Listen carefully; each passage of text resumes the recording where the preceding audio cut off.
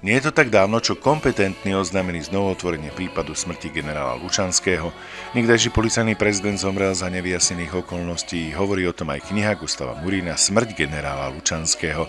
Jej rozšírené vydanie s príznačným dovedkom Zúčtovanie pokrstili za prítomnosti autora. Myslím si, že Gusto ešte vydá ďalšiu knihu, ktorá bude hovoriť o Lučanskom, pretože tam je tých nejasností priveľa.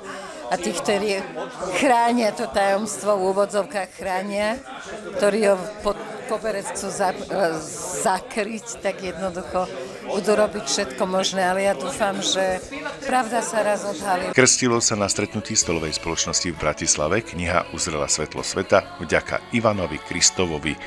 Hoci má tento jubilant bulharskej korene, je vlastencom a správnym chlapom každým kúskom svojho tela. Pravdu povedať, asi nevyberám, ktorej knihy som ti sponzorom. Nie je dôležité, aký je titul, dôležitý je náš vzťah, ale myslím si, že tvoja publicistická minulosť je dostatočnou zárukou toho, že bude to dobrý čitateľský zážitok.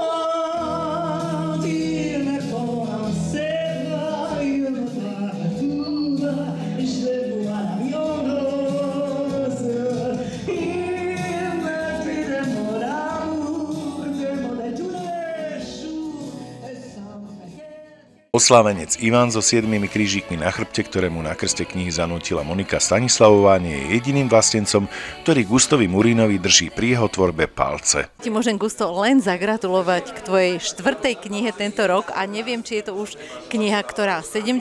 alebo ktorá v tvojom... 74. Takže gratulujem a ak budeš takto naďalej tvorivý, teším sa i na ďalšie knihy, takže gratulujem ešte raz. Gusto je jeden veľmi špeciálny človek, je to veľmi mudrý, inteligentný človek, z ktorého inteligencia až tak srší, že ani neviem, niekedy to aj sa ťažko ovláda, ale je to dobrý kamarát, ako vynikajúci spisovateľ človek.